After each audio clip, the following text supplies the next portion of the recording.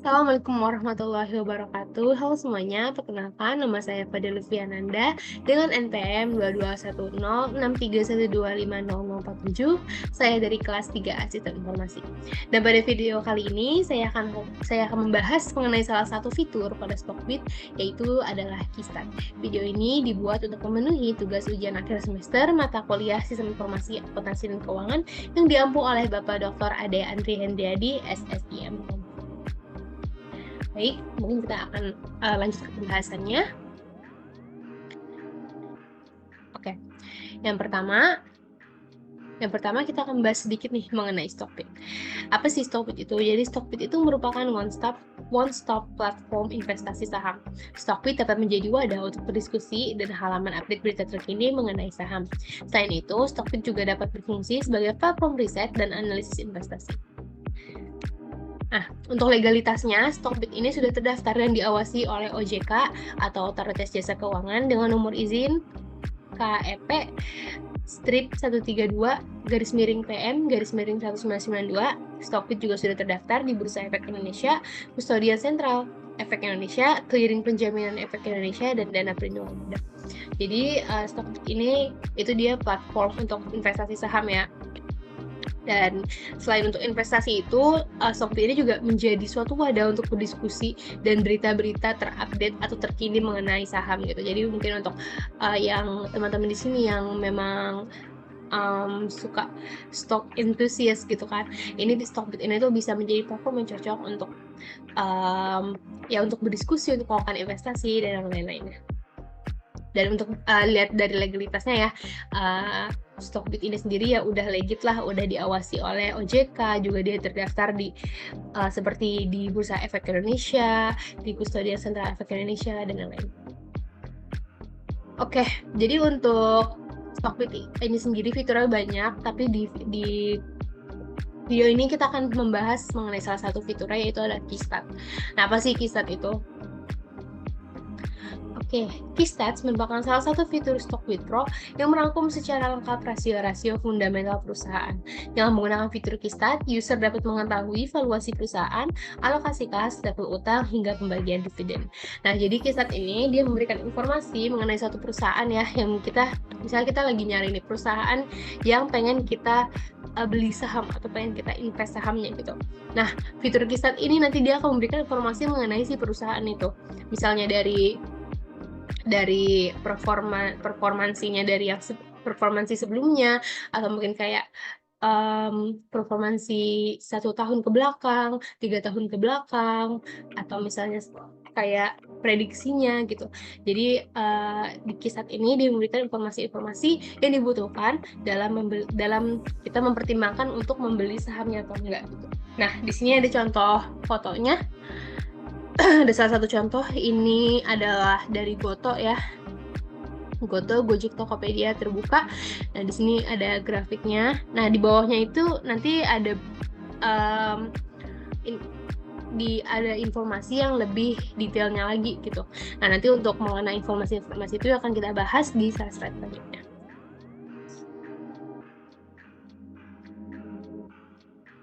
Oke. Nah, yang pertama di Keystat itu ada current valuation. Ada current valuation. Nah, jadi di current valuation ini ada lagi nih informasinya nih apa aja gitu ya. Yang pertama ada current PE ratio annualized. PE ratio atau price earning ratio merupakan rasio yang digunakan untuk menilai mahal atau murahnya saham berdasarkan kemampuan perusahaan yang menghasilkan laba bersih per saham. Untuk mengukur apakah suatu saham murah atau mahal, maka diperlukan perbandingan dengan perusahaan yang berada pada industri yang sama.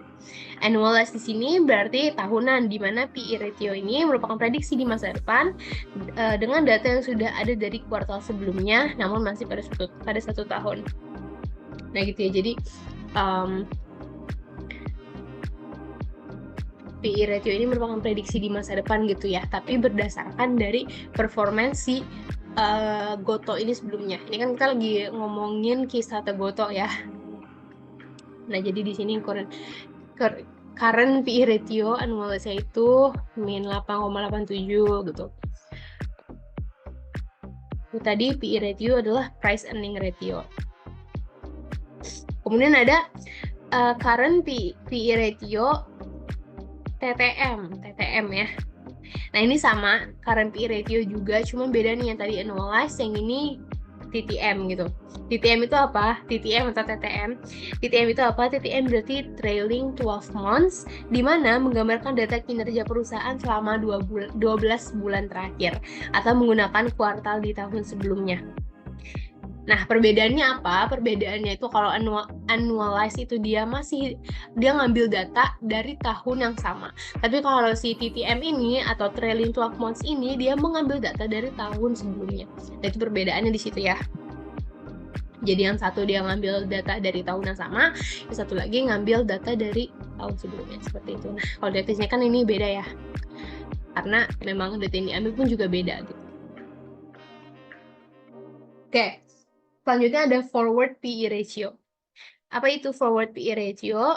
PE ratio yang ini merupakan rasio yang dihitung menggunakan laba bersih per saham proyeksi untuk periode waktu tertentu di masa mendatang. PE ratio ini hanyalah sebuah estimasi, namun masih dapat digunakan sebagai bahan analisis.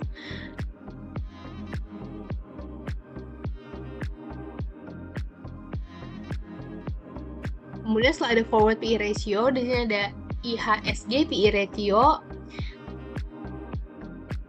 IHSG PE ratio TTM ini merupakan rasio harga saham terhadap laba per saham atau price to earnings ratio untuk indeks harga saham gabungan di Bursa Efek Indonesia untuk periode trailing 12 months.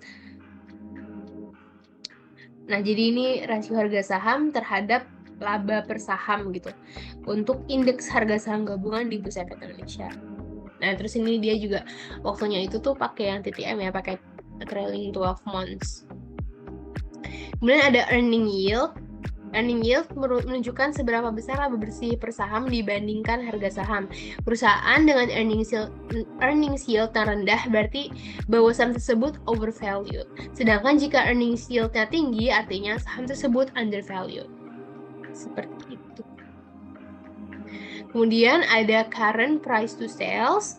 Current price to sales adalah perbandingan harga saham suatu perusahaan dengan total penjualan perusahaan tersebut dalam 12 bulan terakhir. Kan kalau kita lihat di sini dia itu waktunya itu TTM ya, trailing 12 months dalam 12 bulan terakhir. Semakin rendah nilai price to sales suatu perusahaan, maka saham tersebut tergolong murah atau undervalued. Nah, kebalikannya ya, berarti semakin tinggi nilainya, ya harga saham tersebut semakin mahal juga gitu jatuhnya kan, berarti overvalued seperti itu. Kemudian ada current price to book value, yaitu merupakan perbandingan harga saham suatu perusahaan dengan nilai buku perusahaan tersebut. Jika si price to book value-nya ini lebih kecil daripada 1, maka saham termasuk murah atau undervalued, dan sebaliknya jika saham suatu perusahaan dan jika sebaliknya maka sahamnya itu overvalued. Nah, mungkin kita lihat di sini ya, dia current price to book value dia 0,96. Nah, dia ini di bawah 1. Berarti sahamnya termasuk murah atau undervalued. Tapi ini di bawah 1 juga beda tipis ya, 0,96. Jadi mungkin undervalued tapi ya yang nggak undervalued banget gitu. Selanjutnya ada current price to cash flow. Current price to cash flow adalah rasio perbandingan harga saham berdasarkan arus jas operasi. Rasio ini melacak banyaknya uang tunai yang masuk dan keluar dalam perusahaan. Kemudian ada EV to EBIT, yaitu merupakan perbandingan antara nilai perusahaan, enterprise value atau EV, jadi EV to enterprise value, dan laba sebelum bunga dan pajak. EBIT itu, berarti itu EBIT ya. EBIT adalah earnings before interest and tax dalam 12 bulan atau 4 kuartal terakhir. EV to EBIT yang rendah menandakan saham perusahaan tersebut undervalued. Nah, kalau dilihat di sini EV to EBIT itu minus 5,35 ya. Mungkin kalau misalnya kita samain sama si current price to book ya tadi, mereka sama-sama undervalued gitu, nilai si saham ini gitu.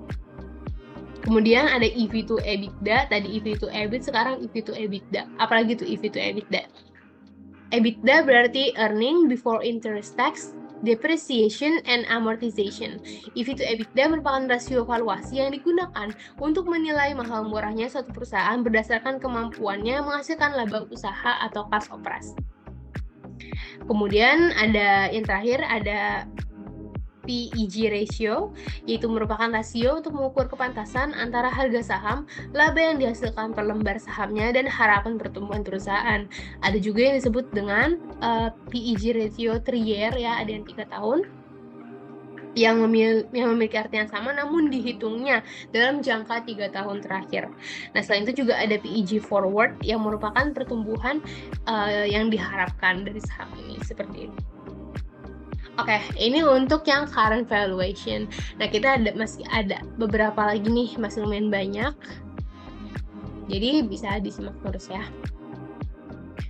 Oke, next di sini ada net income and revenue. Nah, kita bahas yang net income dulu. Iya, sama sini ada net income, ada revenue. Kita bahas pengertiannya dulu ya dari net income. Net income itu apa? Net income merupakan laba bersih yang dihasilkan perusahaan dari pendapatan dikurangi semua beban, baik beban pokok penjualan, beban usaha, beban bunga, pajak, dan beban yang lainnya. Pada Keystats ini, net income disediakan dalam 4 kuartal selama 3 tahun ke belakang. Nih, jadi di sini ada kuartal 4 ya, ada Q1, Q2, Q3, Q4, kemudian tahun yang ada 2023, 2022, 2021 gitu. Selain itu juga ada net income menggunakan perhitungan annualized dan TTM. Nah, ini ya di bawahnya. Jadi untuk investornya gitu bisa ngelihat nih dalam periodenya yang banyak ya, ada 4 kuartal, terus disediakan dalam 3 tahun ke belakang, ada perhitungan yang annualized, ada yang perhitungan TTM-nya juga. Itu net income. Sekarang revenue. Apa revenue? Revenue merupakan jumlah uang yang dihasilkan perusahaan dari pelanggan untuk produk atau jasa yang dijualnya selama periode tertentu, dikurangi retur dan potongan penjualan ataupun diskon. Sama seperti net income, revenue juga disediakan dalam 4 kuartal periode selama 3 tahun terakhir. Nah, sama ya. Jadi, di Keystats ini tuh dia disediakan dalam 4 kuartal selama 3 tahun ke belakang untuk net income dan revenue. Ini juga yang revenue ada yang annualized-nya dan ada yang TTM juga. Oke, selanjutnya di sini ada, kalau lihat di sini ada market cap. Apa itu market cap? Market cap itu kependekan dari market capitalization, yang merupakan nilai pasar total sebuah perusahaan yang dihitung dengan mengalihkan jumlah saham yang beredar dengan harga sahamnya saat ini. Market cap tidak selalu menjadi indikator yang akurat untuk menilai suatu perusahaan karena market cap tidak memperhitungkan utang serta faktor lainnya. Oke, itu tentang market cap. Kemudian ada current share outstanding, nih yang paling bawah ya. Nah, itu apa? Itu merupakan jumlah saham yang beredar atau diterbitkan oleh perusahaan. Current share outstanding dapat digunakan dalam perhitungan laba bersih per saham, juga perhitungan kapitalisasi pasar saham suatu perusahaan di Bursa Efek. Jadi tadi current share outstanding ini untuk jumlah saham yang beredar ya, atau yang diterbitkan oleh perusahaan ini tuh ada berapa. Kalau di sini ada 1201 ya, 1201B untuk si saham ini, seperti itu. Nah, ini untuk net income and revenue. Kita lanjut ke apa selanjutnya? Income statement. Apa itu income statement? Income statement merupakan laporan laba rugi yang merupakan bagian dari laporan keuangan suatu perusahaan yang dihasilkan pada suatu periode akuntansi yang menjabarkan unsur-unsur pendapatan dan beban perusahaan sehingga menghasilkan suatu laba atau rugi bersih. Jadi ini unsur pendapatan dari si saham. Jadi untuk laba atau ruginya itu udah bersih ya yang ada di income statement ini. Nah, ini untuk laba berarti yang revenue ya. Untuk laba revenue yang ini. Kemudian ada EBITDA juga, ada net income, dan di sini ada gross profit. Gross profit itu apa? Gross profit merupakan laba kotor, yaitu keuntungan yang diperoleh perusahaan dari penjualan produk atau jasa setelah dikurangi biaya produksi atau biaya penjualan. Laba kotor merupakan salah satu indikator keuangan Yang penting untuk mengukur efisiensi suatu perusahaan dalam mengelola biaya produksi atau penjualannya. Oke, ini untuk income statement. Selanjutnya ada informasi per share. Nah, di per share ini ada beberapa, ada current EPS, ada cash per share, dan ada free cash flow. Pertama ada current EPS dulu nih. Current EPS juga ada dua, ada TTM, ada annualized gitu ya. Current EPS, jadi EPS atau earnings per share itu merupakan laba bersih perusahaan dibagi dengan jumlah saham biasa yang beredar.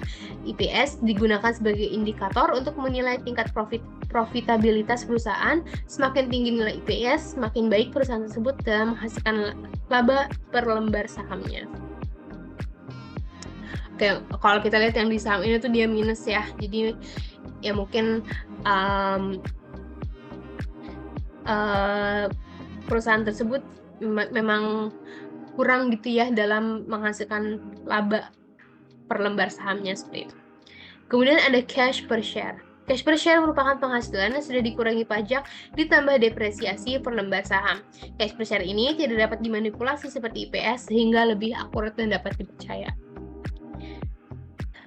Kemudian yang terakhir ada free cash flow. Free cash flow adalah jumlah sisa uang yang dimiliki perusahaan setelah dikurangi dengan pengeluaran operasional dan pembelian aset tetap. Free cash flow ini tuh dia merupakan indikator dari kemampuan si perusahaan dalam menghasilkan uang tunai yang dapat digunakan untuk berbagai tujuan seperti membayar kewajiban, membayar dividen, atau membeli kembali saham.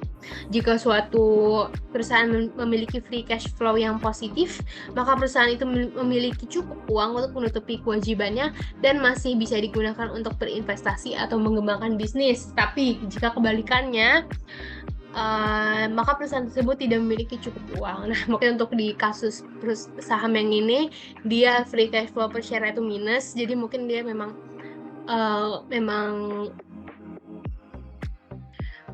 uangnya tuh nggak cukup gitu untuk menutupi kewajibannya gitu, atau misalnya mau mengembangkan bisnisnya atau mungkin berinvestasi kembali, itu dia nggak cukup seperti itu. Oke. Next di sini ada profitability ya. Di profitability ini ada apa aja? Ada gross profit margin, ada operating profit margin, dan net profit margin.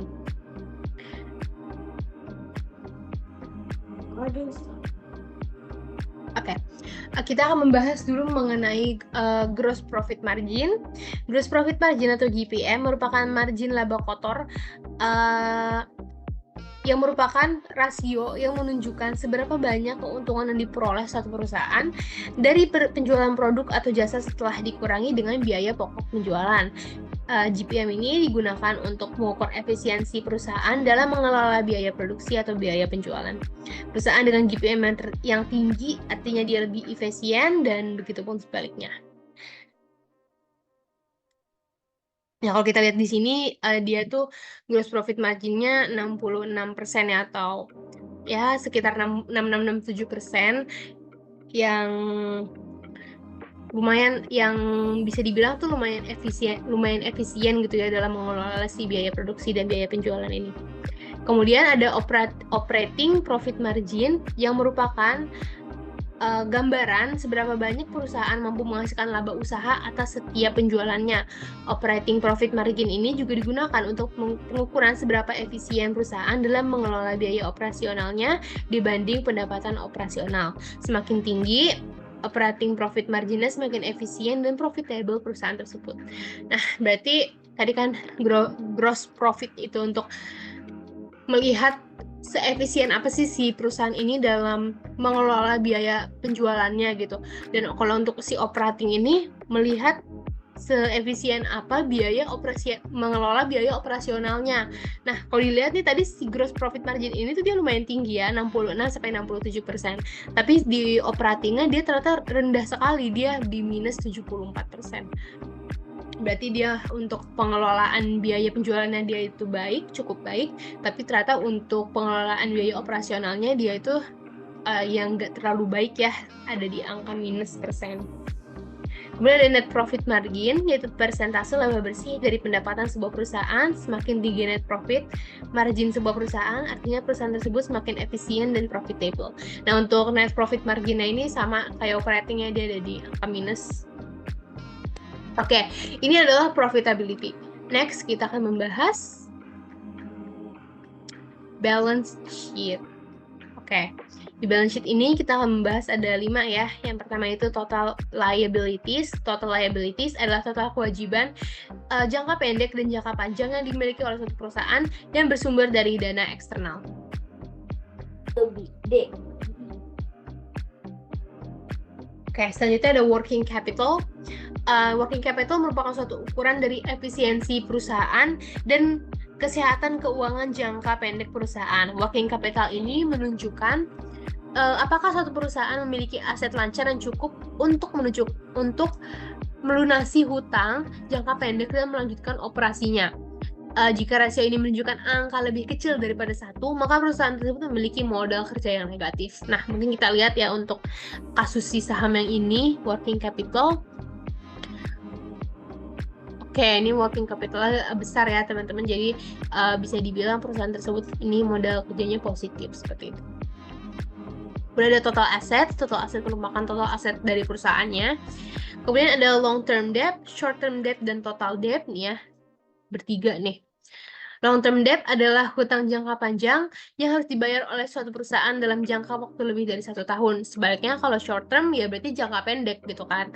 Short term debt yaitu hutang jangka pendek atau kurang dari 1 tahun, dan total debt itu gabungan dari long term dan short term, jadi dijumlahkan gitu. Kemudian ada net debt, ini yang paling bawah. Apa itu net debt? Net debt merupakan utang bersih yang menunjukkan jumlah total uang baik berjangka panjang dan pendek setelah dikurangi kas dan setara kas.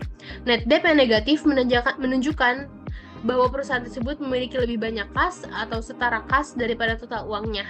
Begitu pula sebaliknya juga net debt positif. Nah,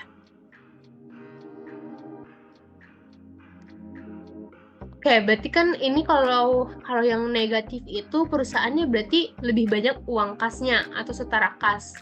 Tapi kalau yang positif berarti kebalikannya. Berarti kalau misalnya positif, perusahaan tersebut kasnya lebih sedikit dong. Nah, berarti untuk kasus yang ini ternyata dia memiliki kasnya tuh lebih sedikit daripada si utangnya, seperti itu. Oke, next kita bahas mengenai solvency. Oke, di solvency ini yang pertama ada current ratio ya. Current ratio yaitu perbandingan antara aset lancar dengan kewajiban lancar. Rasio ini bertujuan untuk mengukur kemampuan perusahaan dalam membayar kewajiban jangka pendeknya dengan aset lancar yang dimiliki. Setelah current ratio ada quick ratio. Quick ratio adalah rasio yang digunakan untuk mengukur kemampuan perusahaan dalam membayar kewajiban jangka pendeknya dengan menggunakan aset lancar tanpa memperhitungkan persediaan yang dimiliki. Jadi mirip-mirip ya, tapi kalau misalnya quick ratio ini dia tidak memperhitungkan persediaan yang dimiliki.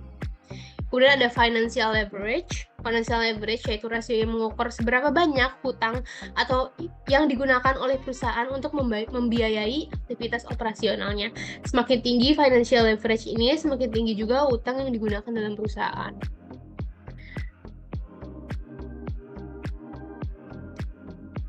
Oke, kemudian ada interest coverage. Interest coverage adalah rasio yang digunakan untuk mengukur berapa kali perusahaan dapat membayar beban bunga dengan EBIT yang dihasilkan. Semakin besar rasionya, semakin tinggi kemampuan perusahaan untuk membayar bunga dan menambah utang untuk kepentingan lainnya. Artinya semakin kecil kemungkinan untuk bangkrut ya atau pilot. Ini ada di interest coverage. Oke, yang terakhir ada Altman Z-score. Altman Z-score merupakan gabungan beberapa rasio penting dalam metrik tunggal yang menyediakan informasi berharga tentang kesehatan keuangan perusahaan. Secara khusus, Altman Z-score ini merupakan model probabilistik yang digunakan untuk menentukan resiko kebangkrutan perusahaan. Nah, untuk menghitung si Altman Z-score ini tuh dibutuhkan working capital dibagi total assets, kemudian retained earnings dibagi total assets, EBIT dibagi total assets, market value of equity dibagi total liabilities, kemudian sales dibagi total assets. Nah, nanti kemudian itu dihitung, nanti akan menghasilkan accountancy score-nya si perusahaan ini.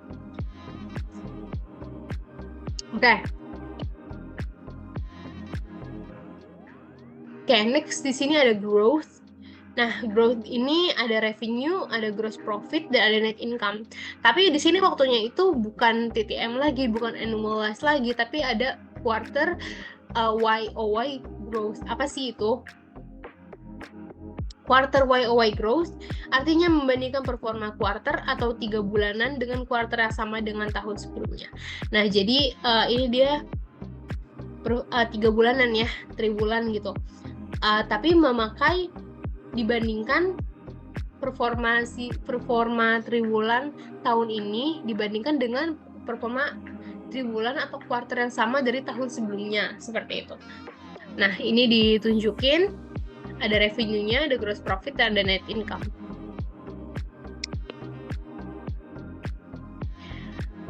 Oke, di sini ada cash flow statement. Yang pertama ada cash from operations yang paling atas. Cash from operations adalah arus kas yang berasal dari aktivitas yang berhubungan dengan operasi bisnis utama yang dijalankan perusahaan. Transaksi ini biasanya berupa pemasukan atau pengeluaran perusahaan seperti penjualan, pembayaran biaya pemasaran, produksi, pelunasan pajak, bunga, ataupun gaji karyawan. Jika pemasukan melebihi pengeluaran, maka cash from operations yang positif. Nah, ini cash from operations-nya positif ya, berarti pemasukan itu melebihi pengeluarannya.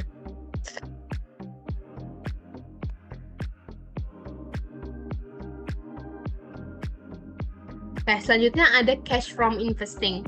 Cash from investing adalah arus kas yang berasal dari aktivitas berkaitan dengan investasi dan jual beli aset perusahaan. Biasanya kalau pengeluaran cash from investing ini digunakan untuk ekspansi perusahaan seperti mesin baru, pembangunan pabrik baru, ataupun pembukaan outlet baru. Apabila suatu perusahaan memiliki cash from investing yang negatif, dapat disimpulkan bahwa perusahaan tersebut sedang masa ekspansi. Nah, kalau di sini cash from investingnya dia positif ya, berarti si perusahaan ini dia tidak dalam masa ekspansi.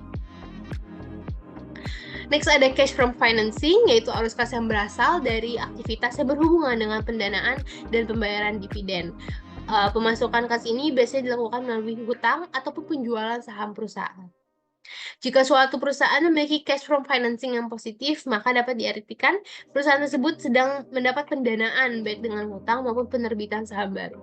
Dan ini juga positif ya, cash from financing-nya berarti si saham ini dia sedang mendapat pendanaan baik dengan hutang maupun dari penerbitan sahamnya dia gitu.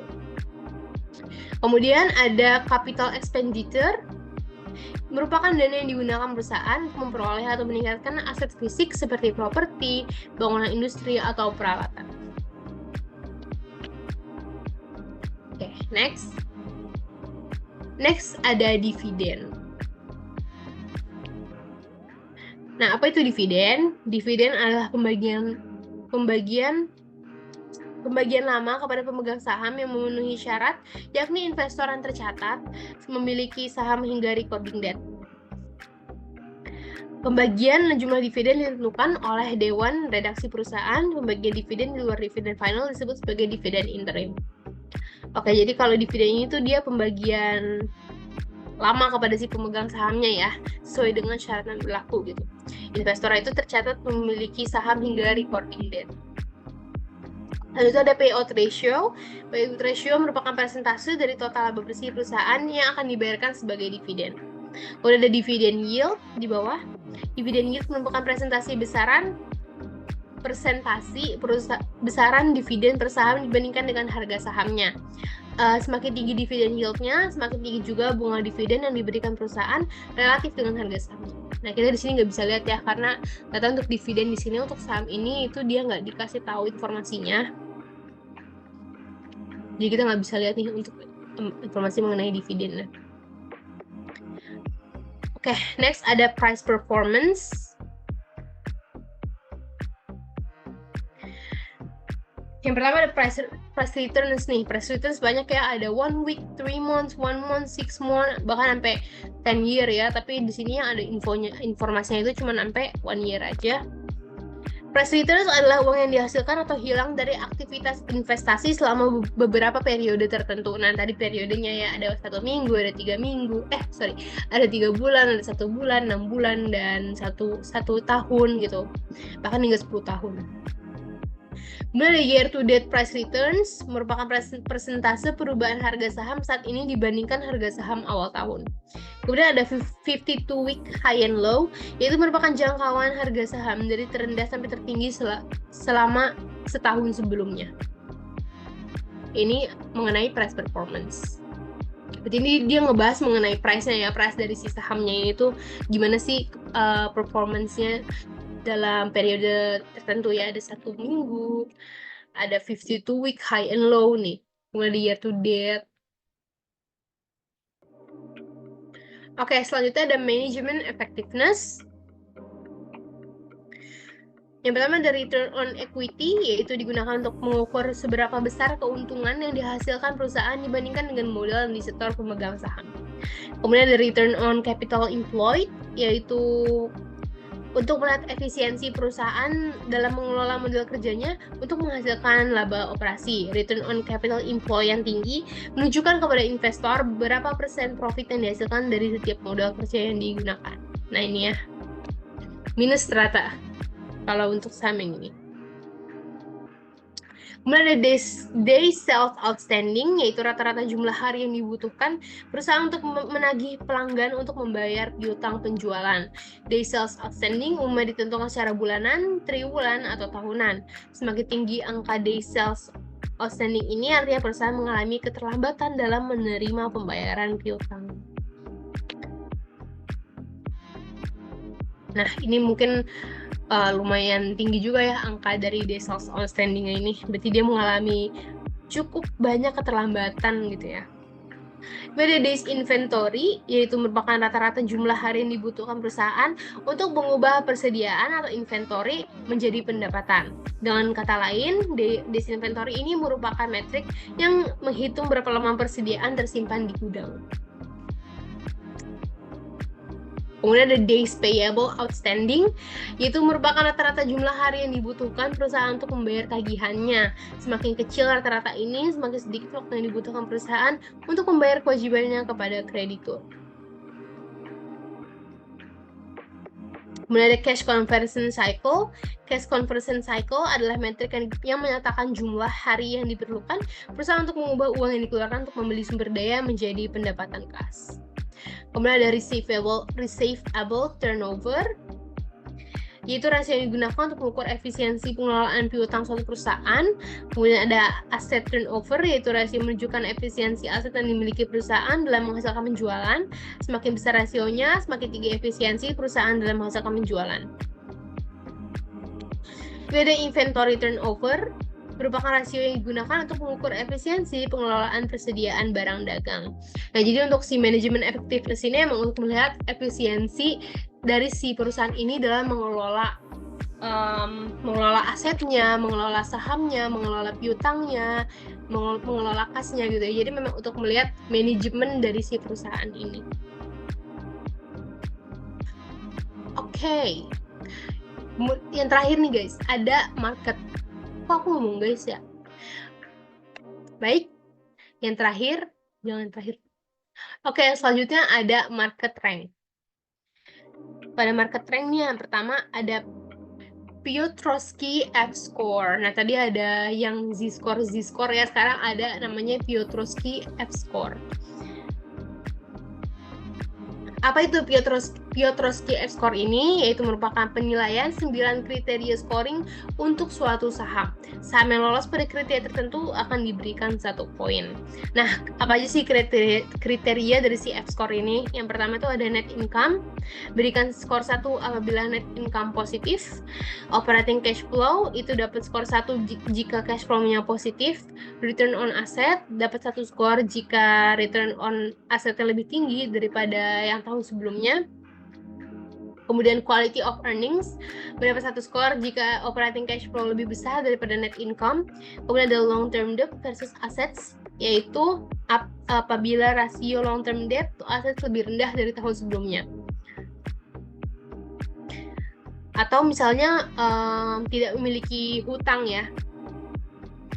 Kemudian current ratio berikan 1 skor apabila current ratio meningkat dibandingkan dengan tahun sebelumnya. Kemudian share outstanding mendapat 1 skor apabila jumlah saham beredar tidak lebih besar dibandingkan dengan tahun sebelumnya.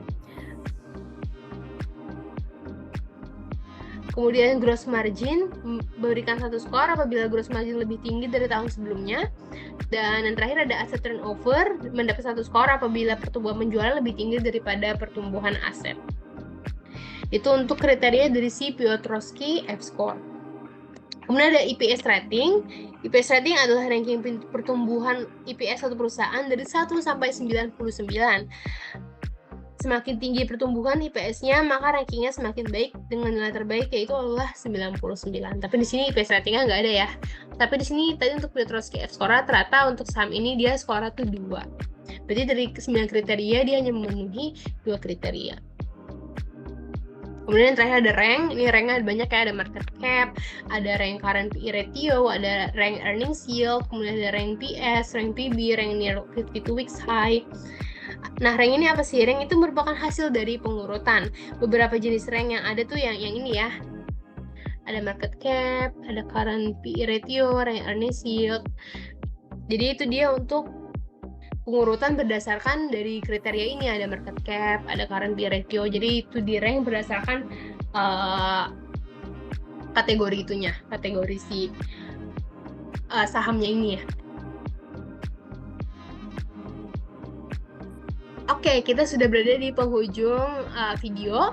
Kita udah membahas banyak banget ya mengenai fitur Kisat pada Stockbit, seperti ada apa tadi, ada dividen, ada net income, ada revenue, ada current ratio ya, dan masih banyak lagi. Tadi kita udah belajar banyak banget mengenai istilah-istilah dalam saham ya, yang bahkan juga saya baru mendengar beberapa gitu.